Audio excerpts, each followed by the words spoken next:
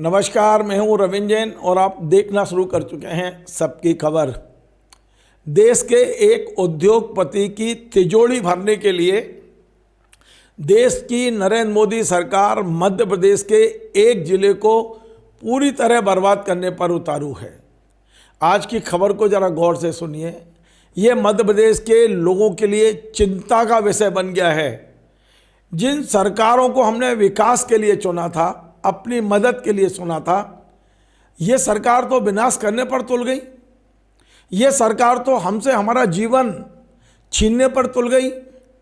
जो कुछ हो रहा है सिंगरौली के अंदर भयावह है, चिंताजनक है और सरकारों पर नालत भेजने जैसा है। क्या कर रही हैं सरकारें, किस तरह उद्योगपतियों के साथ खड़ी हो गई हैं और हमारे अपने लोगों के जान से खिलवाड़ कर रही हैं। आज की खबर पूरी देखिए। हम नहीं बोलेंगे तो कौन बोलेगा, और अब नहीं बोलेंगे तो कब बोलेंगे, बड़ा सवाल है। जो कुछ हुआ है सिंगरौली में उसकी पूरी फाइल अब मेरे हाथ में है। ये पढ़कर मैं चिंतित हूँ, घबराया हुआ हूँ कि क्या सरकारें इसके लिए चुनी जाती हैं कि आप पूरा की पूरा 6 लाख हरे भरे पेड़ काट दीजिए, लोगों को उजाड़ दीजिए, जंगली जानवरों को उजाड़ दीजिए, वहाँ रहने वाले आदिवासियों को खदेड़ दीजिए। क्या इसके लिए हमने सरकारें चुनी थी? क्या इसलिए चुनी थी कि अडानी का केवल जेब भरने के लिए आप मध्य प्रदेश को बर्बाद कर देंगे, मध्य प्रदेश के एक पूरे जिले को बर्बाद कर देंगे? ये पूरी फाइल आज मेरे हाथ में है। क्या किया है गौर से सुन लीजिए।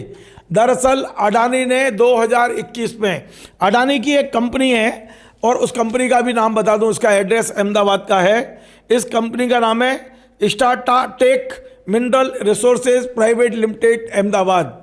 2021 में ये भारत सरकार को एक आवेदन देते हैं ऑनलाइन कि हमें सिंगरौली में कोयला की खनन करना है, कोयला निकालना है हमें। और जिस जमीन के अंदर कोयला है वहाँ हरे भरे पेड़ हैं, वहाँ जंगली जानवर हैं, वहाँ आदिवासियों के घर हैं, वहाँ आम लोगों के घर हैं। इन सब को उजाड़ दीजिए, ये हमें दे दीजिए। और फाइल चलना शुरू होती है। चलती नहीं है, दौड़ती है फाइल। 2023 तक तो ये फाइल रेंग रही थी, ये मेरे पास कागज हैं। लेकिन 2023 के बाद ये फाइल दौड़ी है और ये मान लीजिए अप्रैल 2025 अप्रैल आते आते सारी परमिशनें दे दी गई हैं। और क्या हुआ है गौर से सुनिए आप। 1397 हेक्टेयर 1397 हेक्टेयर लगभग 6000 एकड़ में पूरा जंगल साफ करके अंदर से कोयला खनन करने की अनुमति दे दी गई है। क्या हो रहा है ये मध्य प्रदेश में? और जो अनुमति दी गई है उस तो खनन तो तब होगा जब होगा। फिलहाल यहाँ पर पेड़ काटना शुरू हो गए हैं, हरे भरे पेड़। पेड़ कौन कौन से हैं वो सब बताता हूँ आपको। ये सरकार ने जो गिनती की है, मैं गारंटी से कह रहा हूँ सरकार की गिनती सही हो ही नहीं सकती। 1397 हेक्टेयर में से ये बताया गया है कि 62.19 हेक्टेयर ऐसा है जो राजस्व गांव है और बाकी पूरा फॉरेस्ट है। और इसमें 5,70,666 हरे भरे पेड़ हैं। मैं नहीं बोल रहा हूँ, ये जो रिपोर्ट है इसमें लिखा हुआ है। आप सोचिए, मैं गारंटी से कह रहा हूँ 5,66,000 कह रहे, 10 लाख से ज़्यादा पेड़ काटे जाएंगे वहाँ पर। कौन गिनती करने बैठेगा?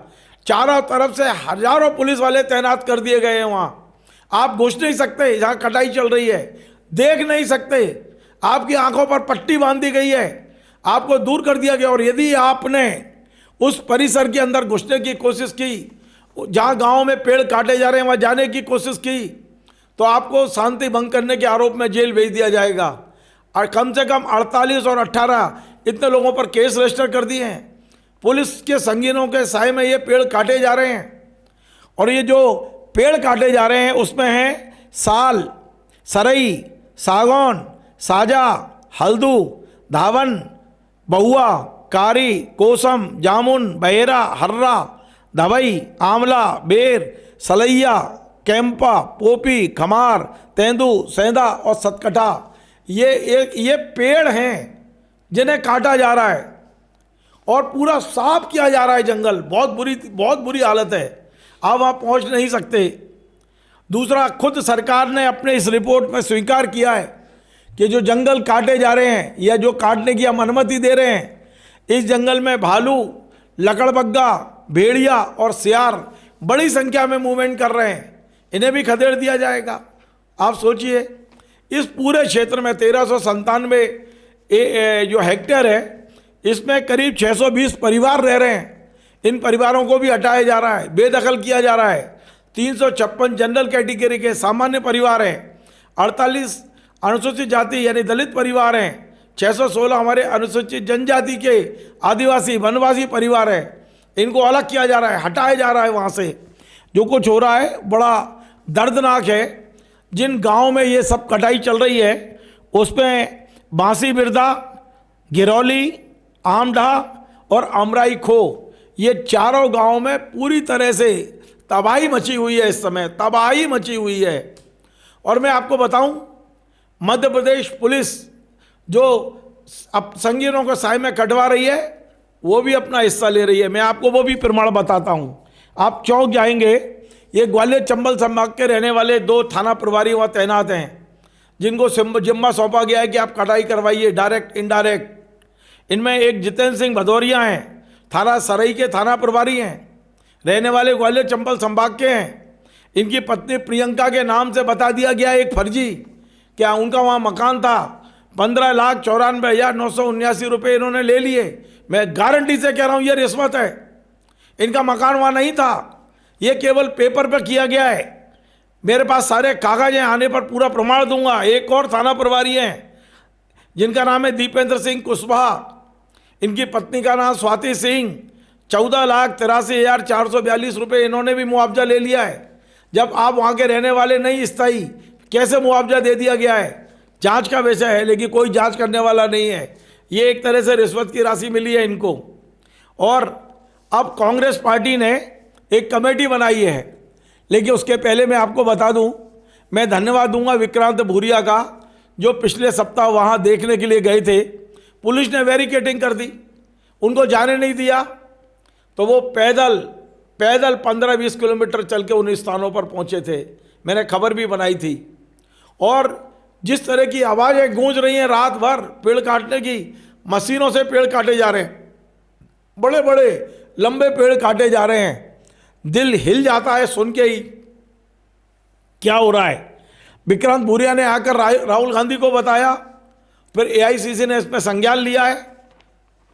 12 लोगों की एक कमेटी बनाई है जो कल भोपाल से रवाना होगी।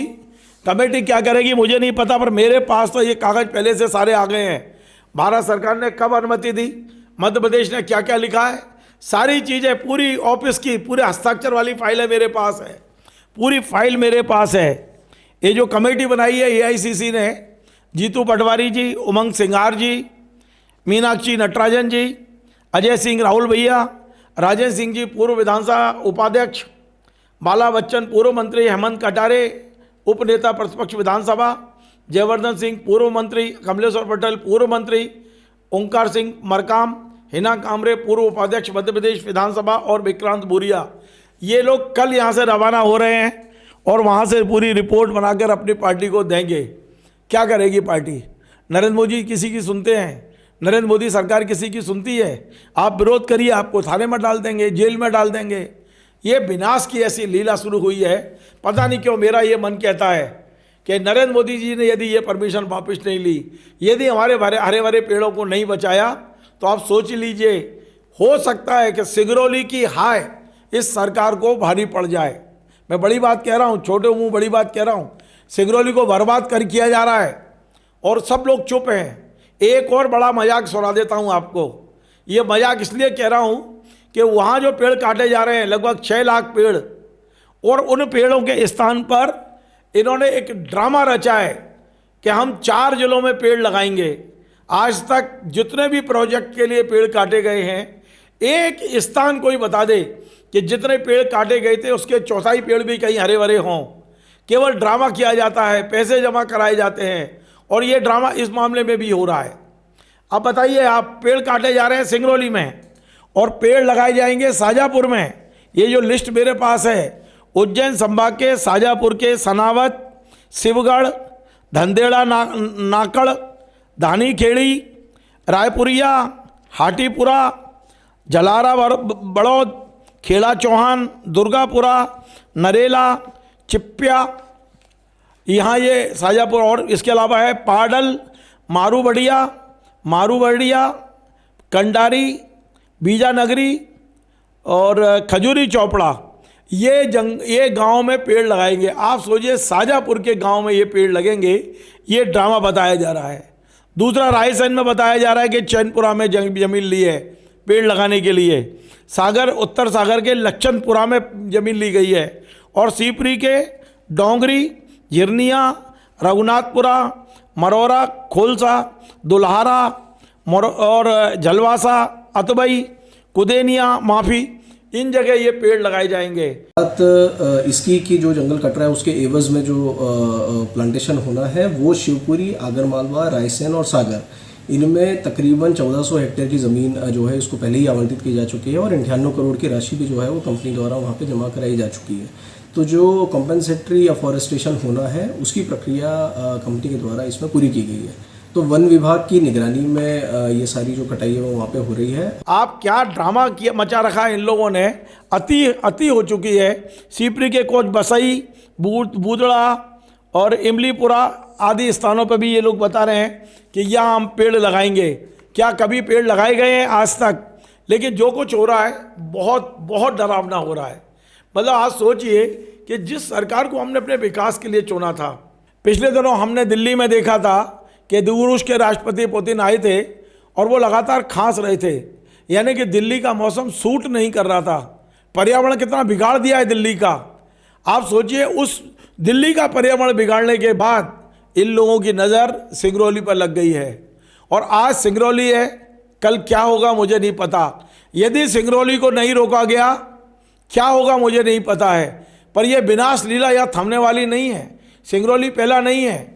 मुझे तो यह भी सूचना है कि सिंगरौली शहर का 10,000 लोगों को उजाड़ने की योजना है सेकेंड फेज में। ये पहला फेज हो सकता है, क्योंकि सिंगरौली शहर के नीचे भी कोयला है। 10,000 लोग उजाड़े जाएंगे, पूरा शहर उजाड़ा जाएगा, इस तरह की भी चर्चा है। आखिर ये विनाश कहाँ जाके थमेगा? हमारी सरकारें, जिन्हें हमने बड़ी उम्मीदों से चुना, जिन्हें हमने सिर पे बिठाया, वही अब हमारे खिलाफ हो गए, वही हमारे सांसों के खिलाफ हो गए, वही हमारे बच्चों के खिलाफ हो गए, वही हमारे परिवारों के खिलाफ हो गए। ये क्या हो रहा है? एक उद्योगपति की तिजोरी कितनी भरी जाएगी और इसका पेट कितना बड़ा है उद्योगपति का, जो आप इस तरह से लगातार उनको जो चाहे वो दिए चले जा रहे हैं। ये जो कंपनी बताई जा रही है, ये भी अडानी कंपनी की ही एक सब कंपनी बताई जा रही है। लेकिन जो कुछ हो रहा है बहुत डरावना है।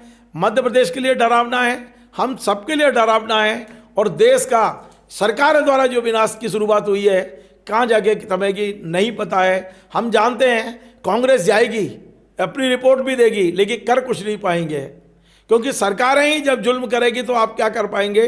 अब आम जनता को जागना होगा, आम जनता को इसको रोकना होगा, और नहीं रुका तो फिर हमारा, आप सोच लीजिए, हमारी सांसों का सौदा उद्योगपतियों की तिजोरी से हो चुका है। नमस्कार।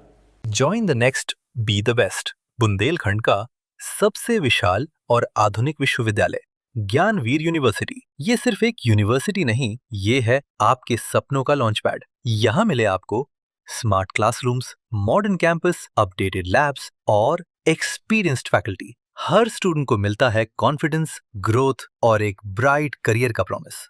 नए सेशन के लिए एडमिशन ओपन है, तो इंतजार कैसा? आज ही कांटेक्ट कीजिए।